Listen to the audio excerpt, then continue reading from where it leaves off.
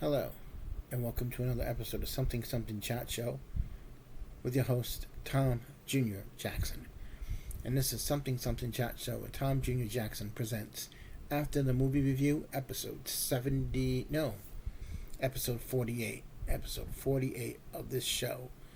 We have done 48 episodes, so congrats on that. And today's movie we are discussing is 1979's classic film, The In-Laws. But first,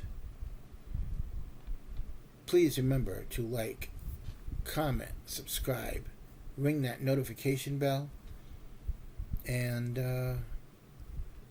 share a video if you like. All these videos are down in a playlist, so you can watch them all at once, or you can do a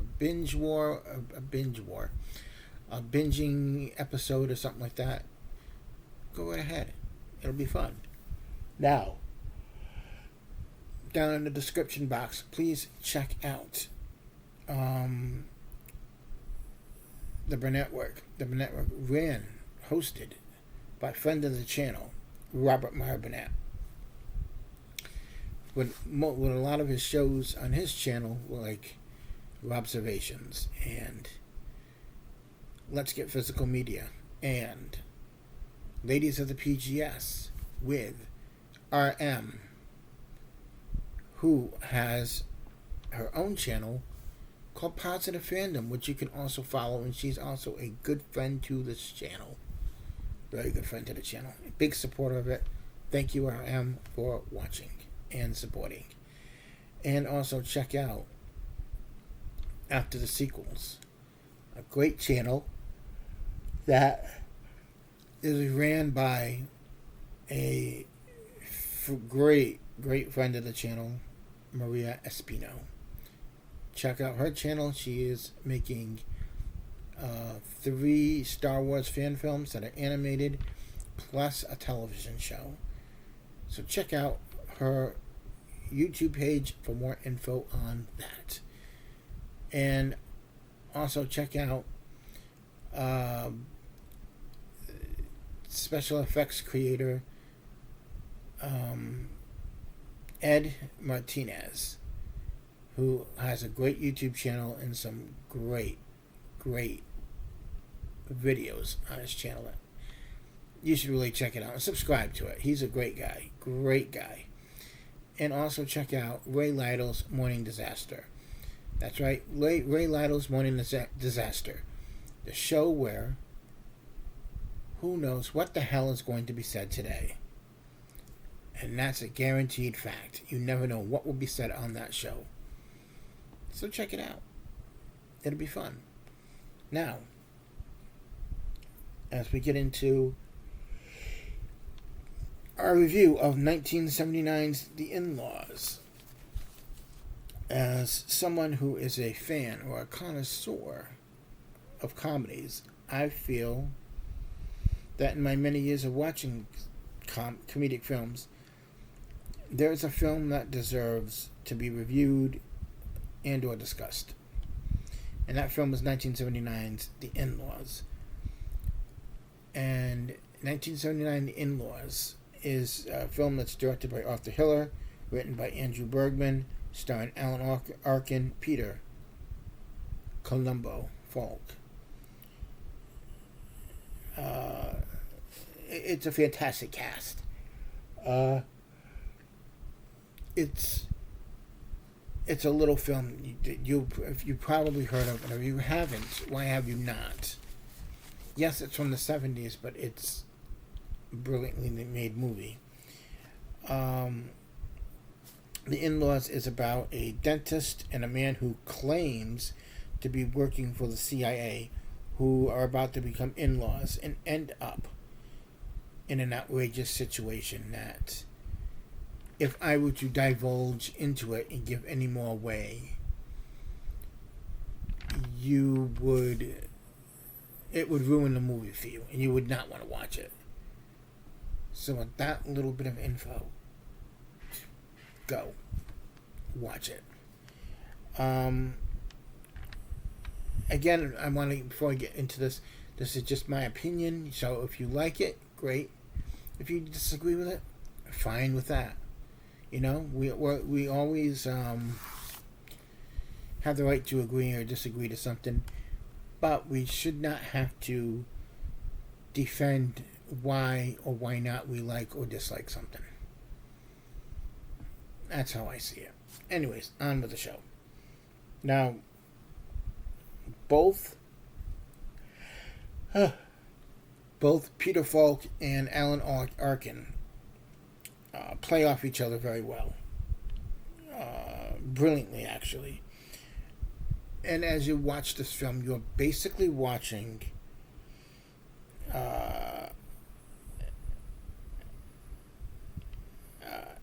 Peter Falk driving Alan Arkin slowly mad, and you're watching this man descend into a nervous breakdown because of it. And it's hilarious how it happens.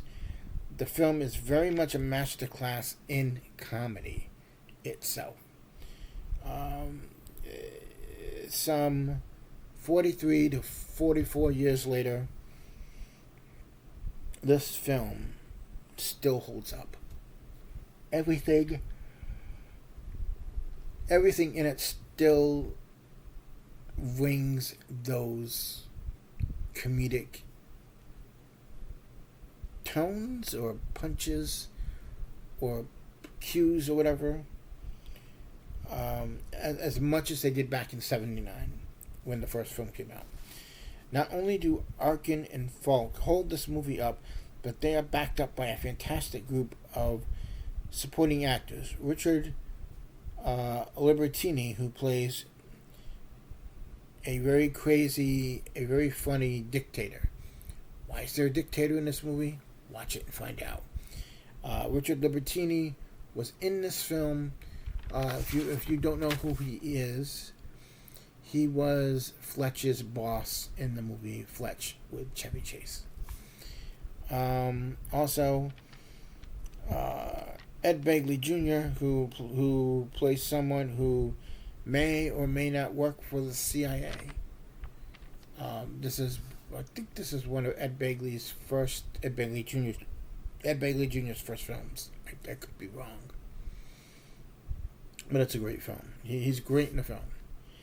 And David Paymer, who went on to, I think, get nominated for an Oscar or won the Oscar for Mr. Saturday Night, the Billy Crystal movie. And he plays a cab driver in the film. And then there's the great James Hong.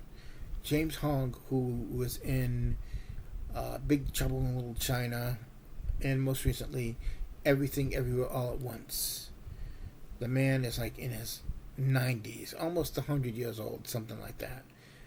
And he is very, very funny in this film. And he plays someone that works for an airline. And that's as much as I can give you, because his scenes are basically something you've never seen. He comedic timing in this for him, perfect, just perfect. Let's see here. It's one, and it is one of the highlights of the film, as a matter of fact. Now, The In-Laws is a movie that I can throw on once or twice a year. It is a special movie because barely, from what I understand, barely a word in the script was changed. I believe Alan Arkin was a producer on the film, and when he asked Andrew Bergman to write it, they were like, well, he was like, well, what do you want in this film? And he was like, well, I think it'd be really funny if Peter Falk just antagonized me the whole movie and drove me crazy. And that's basically what this film is. It's Alan Arkin getting driven crazy. And it's Alan Arkin's delivery in this film of playing off of Peter Falk that makes it. and it's so masterfully and brilliantly done that you will you'll wonder, wow, why don't they make comedies like this anymore? Um, every person who was in the film, perfect for the role they play. I mean, you got Arthur Hiller, who is the director. Arthur Hiller directed the movie Silver Streak with Gene Wilder and Richard Pryor. He also directed the original Out of Towners with Jack Lemmon. And then you have Andrew Bergman, who, before writing this was Andrew Bergman's first solo script he's written.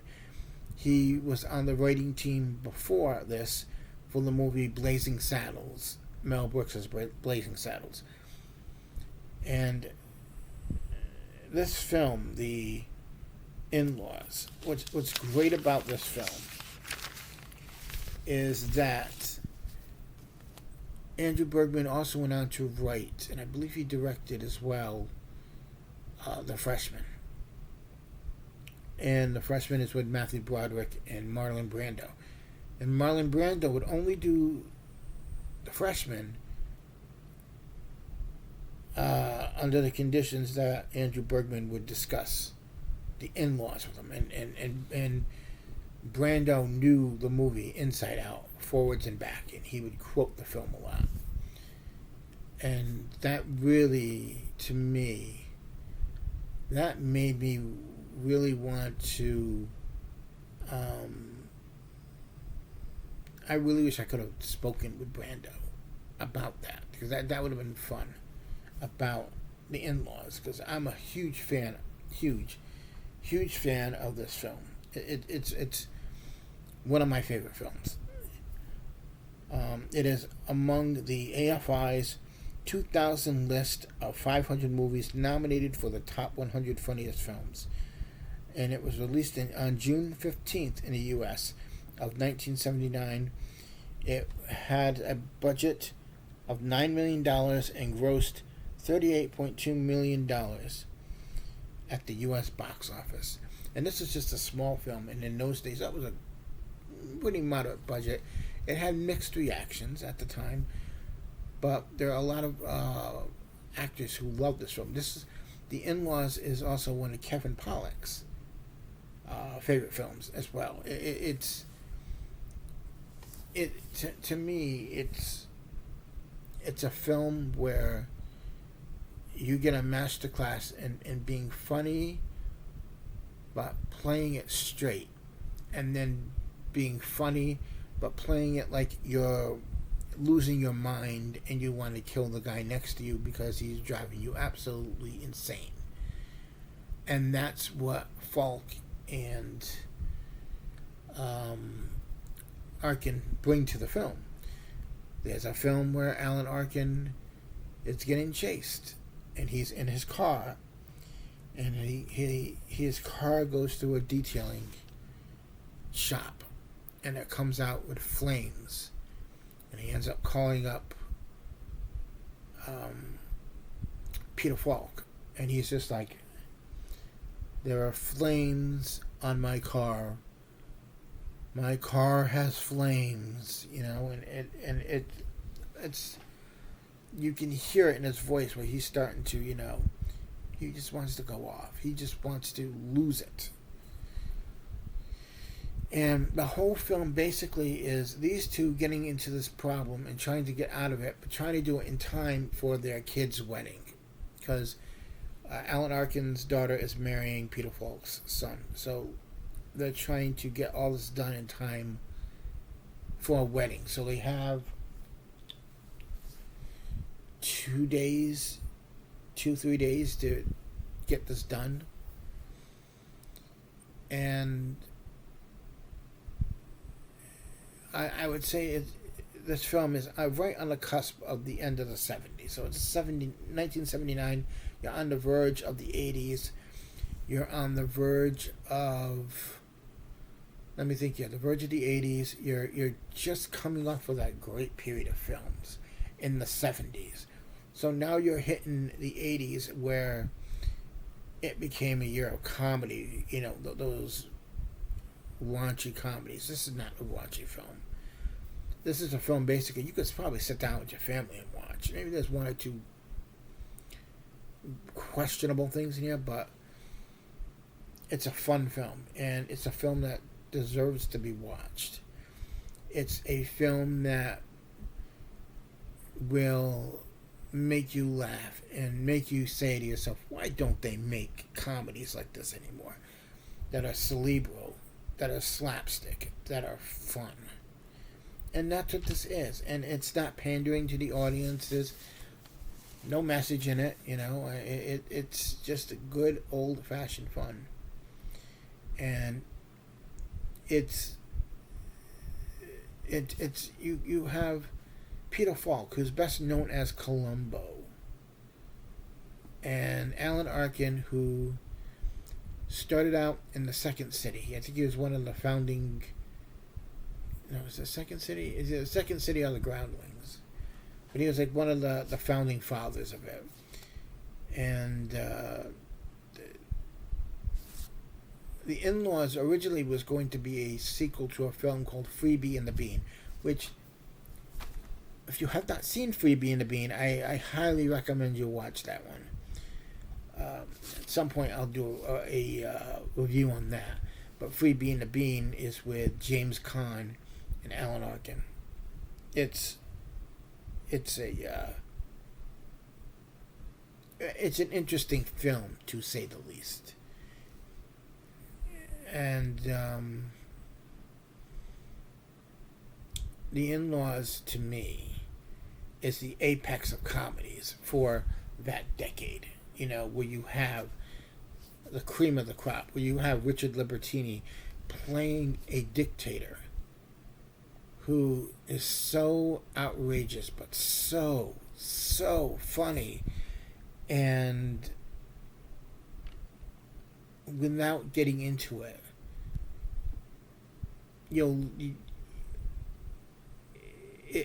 how can I put this? It's the reactions of Alan Arkin during that scene with Richard Libertini, the dictator in the film. It's how Arkin reacts that make the scene. But it's also Richard Libertini. And every actor had a part to play, and they played it so well. The In-Laws is a very quotable movie. Like, if you ever hear someone yell at you, Serpentine, run Serpentine, that's what Serpentine is from. The In-Laws. If you heard about the tsetse flies, the flies that have beaks and they're big and they would carry the babies away, what does that mean? You'll have to watch and find this out. Will their daughters will their kids get married? Won't the kids get married? Will they make it to the wedding in time? That's up to you to watch and find out. Now, there was a remake of The In-Laws, or a movie that was very much had the plot, but almost like a homage. And when they went to make it, it was going to be called The Wedding Party, which would have been a fine film until they called it The In-Laws, and then it didn't get as good of reviews as it did, because that version of The In-Laws, the remake, which has Michael Douglas, Albert Brooks, and I want to say Ryan Reynolds. Ryan Reynolds is in it, and Candice Bergen. It's okay. It's a fine movie. It's alright. It's not haha like this version of The In-Laws, the original version. But The Wedding Party, or The In-Laws, the remake, was originally going to be Michael Douglas and Billy Crystal. And then for some reason Billy Crystal didn't do it, so they got Albert Brooks. And Albert Brooks is fine. I'm a big Albert Brooks fan as well. But what we're discussing here is 1979's The In-Laws. And this film is very much a testament to comedy. It's a testament to two legends. They have it. It is out on Blu-ray from Criterion Collection. I believe they have it in 4K. I could be wrong, but I would recommend getting the Blu-ray from Criterion, and it's got some great special features on it. There's an audio commentary with the writer Andrew Bergman, and then also I want to say Alan Arkin and Peter Falk. Great film to watch. So that's it. If you've seen this film, let me know. If you haven't seen this film, you're interested, let me know. And if you don't like it, let me know. Remember, my opinions are my opinions. They are not the end-all, be-all. And if you want to see this film, go see it. Rent it, buy it, check it out. It's worth the checking out. It really is worth it. So, with that being said, please join us again next time for another After the Movie Review. This was episode 48. And until next time, please remember, we are all goof people. And we'll see you again next time. Peace out, my friends. Peace out.